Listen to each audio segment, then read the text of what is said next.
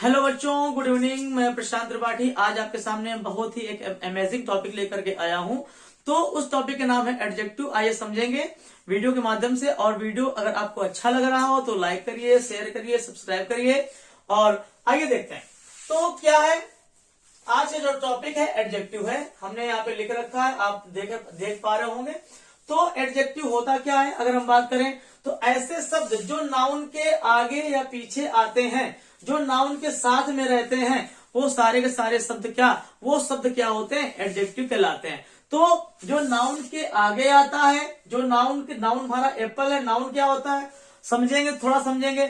Noun ऐसे शब्द ने बचपन में पढ़े थे। Noun is the name of person, place और थिंग। किसी भी वस्तु, जाति, स्थान आदि के नाम को क्या बोलते हैं? संज्ञा कहते हैं। हमने हिंदी में ऐसा पढ़ रखा था, ठीक है। तो हमने देखा है कि एप्पल क्या है? किसी फल का नाम है, मतलब कि नाउन है। तो इसके आगे हमने लिख दिया स्वीट एप्पल। तो ये क्या, जो स्वीट है ये क्या कर रहा है? एप्पल की विशेषता बता रहा है कि एप्पल मीठा है। तो ऐसे शब्द जो नाउन की विशेषता बताते हैं वो क्या होते हैं? एडजेक्टिव होते हैं। तो नाउन के आगे भी होते हैं, नाउन के पीछे भी ऐसे शब्द होते हैं। जो आगे होता है उसको बोलते हैं एट्रीब्यूटिव एडजेक्टिव बोलते हैं। जो नाउन के पीछे होता है उसको प्रेडिकेटिव एडजेक्टिव बोलते हैं। तो आइए अब आप बोलेंगे कि आपने नाउन के पहले तो एडजेक्टिव को समझा दिया है, हमने एप्पल के पहले स्वीट लिख दिया है, लेकिन अब आपके मन में एक विचार आ रहा होगा कि क्या ये एप्पल के पीछे भी आ सकता है? तो हम क्या करेंगे, दूसरा एग्जाम्पल देखेंगे। क्या? The Apple is sweet. तो यहां पर हम देख रहे हैं, यहां पर ये प्रेडिकेटिव फॉर्म में यूज हो रहा है। मतलब कि प्रेडिकेट क्या होते हैं, सब्जेक्ट क्या होते हैं, आपने बचपन में पढ़ा होगा। सब्जेक्ट क्या होते हैं? जो वर्ब के पहले वाले पार्ट होते हैं। और प्रेडिकेट क्या होते हैं? जो वर्ब के साथ जो सेंटेंस में बचा हुआ पार्ट होता है उसको बोलते हैं प्रेडिकेट पार्ट बोलते हैं। तो यहाँ पर आप देख पा रहे होंगे, यहाँ पर प्रेडिकेट फॉर्म में यूज किया गया है, इज के साथ आया हुआ है। तो अब यहाँ पर ये गलती नहीं करेंगे। बहुत से बच्चे सोच रहे होंगे कि इज के बाद, मतलब कि क्रिया के बाद जो क्रिया की विशेषता बताता है, क्रिया के साथ में होता है, उसको एडवर्ब बोलते हैं। लेकिन ये मेन वर्ब नहीं है, ये हेल्पिंग वर्ब है। ये हेल्पिंग वर्ब है और प्रेडिकेट फॉर्म में स्वीट का हम यूज यहाँ पर इस प्रकार से भी कर सकते हैं, ठीक है। लेकिन कभी भी बिना नाउन के सेंटेंस में हम एडजेक्टिव का प्रयोग नहीं कर सकते हैं। दिस इज स्वीट नहीं बोल सकते हैं। दिस इज स्वीट, क्या मीठा है, कुछ जब तक मेंशन नहीं करेंगे कि ये चीज मीठी है, तब तक उस एडजेक्टिव का, मतलब उस बिना नाउन के साथ में एडजेक्टिव का प्रयोग हम लोग नहीं कर पाएंगे। क्योंकि एडजेक्टिव का प्रयोग करने के लिए हमें किसकी आवश्यकता होती है? नाउन की। यहाँ भी नाउन की आवश्यकता हुई है, यहाँ भी नाउन की आवश्यकता हुई है, ठीक है।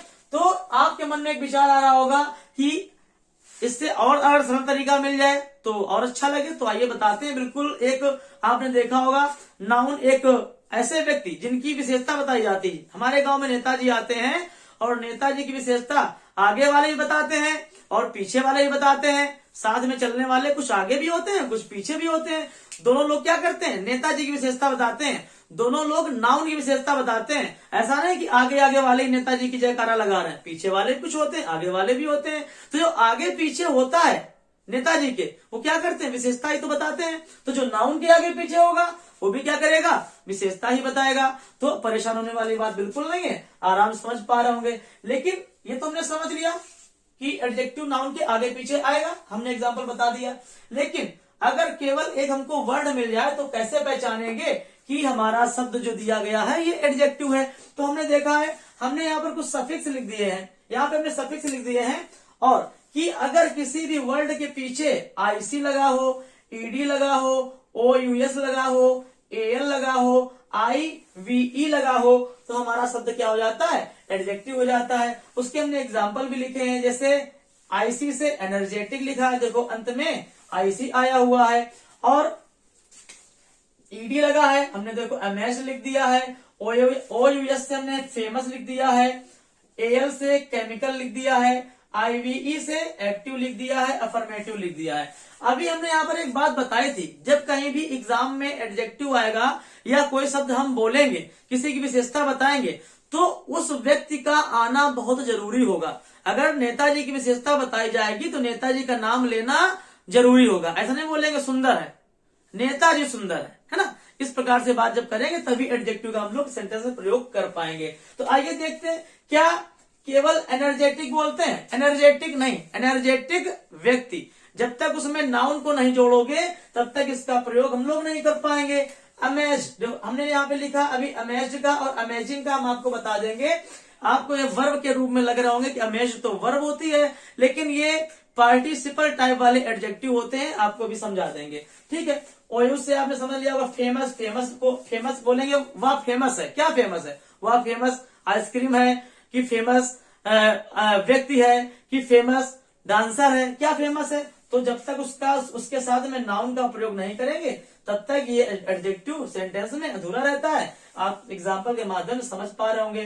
केमिकल इंजीनियर बोल देते हैं, एक्टिव पर्सन बोल देते हैं, यहाँ पे बिल्कुल साफ साफ लिखा हुआ है। कभी बोला होगा कि अफर्मेटिव है, अफर्मेटिव सेंटेंस बोलते हैं सकारात्मक वाक्य है ना। तो मेरा मतलब कहने का ये मतलब है कि कहीं पर भी अगर एडजेक्टिव का हम वाक्य में यूज करेंगे तो हमें किसी न किसी नाउन की आवश्यकता होगी, किसी न किसी शब्द की आवश्यकता होगी, और वो शब्द हमारा कैसा होना चाहिए? नाउन होना चाहिए। तो आइए अब आपको समस्या एक आ रही होगी कि यहाँ पर हमने ईडी लिख दिया है। आप जनरली क्या देखते हैं कि ईडी पास्ट फॉर्म वाली वर्ब को समझ लेते हैं कि, लेकिन एक ही जितनी भी जिसमें ईडी लग जाता है वो वर्ब के सेकेंड फॉर्म बन जाती है, थर्ड फॉर्म बन जाती है, तो आप उसको वर्ब समझ लेंगे।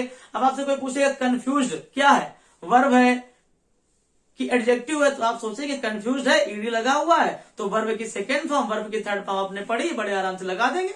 ठीक है, लेकिन अब यहाँ पे समस्या है, ये जो ईडी लगा हुआ है, आईएनजी लगा हुआ है, ये क्या होते हैं? ये पार्टिसिपल एडजेक्टिव कहलाते हैं। अब ये कब आएंगे? हमने साफ साफ लिखा हुआ है, साफ साफ यहाँ पे मेंशन कर दिया है। इसीलिए जब कभी सेंटेंस में ईडी और आईएनजी वाले शब्द आते हैं और आपसे पूछा जाता है कि ये वर्ब है कि एडजेक्टिव है, क्या है, तो अगर उन शब्दों से फीलिंग या इमोशन की बात हो रही होती है तो ऐसे सारे शब्द आईएनजी वाले भी और ईडी वाले भी क्या होते हैं? आपके एडजेक्टिव होते हैं, ना कि वर्ब होते हैं। जैसे हमने देखा है बोर एक वर्ब है, बोर एक वर्ब है। हम लोग बोलते हैं बोरिंग, अगर बोलते हैं बोरिंग तो बोरिंग हमारा एडजेक्टिव हो जाएगा। आप बोलते भी होंगे बड़े यार बोरिंग पर्सन हो, है ना, बहुत बोरिंग व्यक्ति हो। तो कहीं ना कहीं देखो बोरिंग को बोलने के लिए किसी न किसी वर्ड की आवश्यकता हो रही है। तो आप बोलकर भी देख सकते हैं कि अगर किसी शब्द को बोलने के लिए किसी वर्ड को लगाने की आवश्यकता हो रही है तो हमारा ऐसा वर्ड जो नाउन के साथ में लगता है एडजेक्टिव होता है। तो बोरिंग को बोलने के लिए किसी व्यक्ति की आवश्यकता हो रही है। किसी फिल्म बोलेंगे बहुत बोरिंग फिल्म थी, तो फिल्म क्या है? हमारा नाउन है, नाउन की आवश्यकता हो रही है बोरिंग को बोलने के लिए, तो बोरिंग हमारा क्या हो जाएगा? एडजेक्टिव हो जाएगा, क्योंकि हमने बताया था कि एडजेक्टिव क्या होता है? नाउन के साथ में आता है। सिंपल सी बात है। फिर क्या हो गया? हमने देखा एक वर्ब लिखी हुई है अमेज, तो क्या अगर इसमें ईडी जोड़ देंगे तो क्या है? फिर वर्ब बन जाएगी। इसका ये वर्ब की सेकेंड फॉर्म नहीं बनेगी।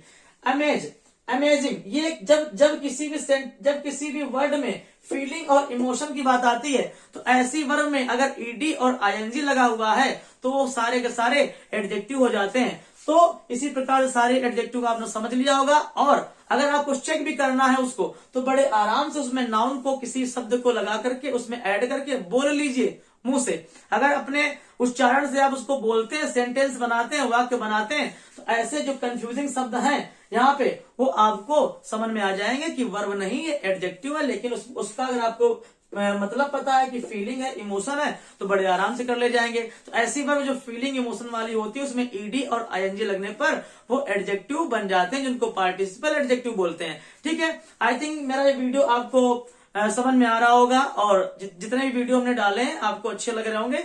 अगर आपको कुछ लग रहा है कि हम कुछ एक्स्ट्रा आपको बता रहे हैं या कुछ आपकी नॉलेज में आपके गेन हो रहा है, आपके नॉलेज में कुछ वृद्धि हो रही है, तो मेरे channel made easy to learn को लाइक करिए, शेयर करिए, सब्सक्राइब करिए। Thank you guys, thank you very much.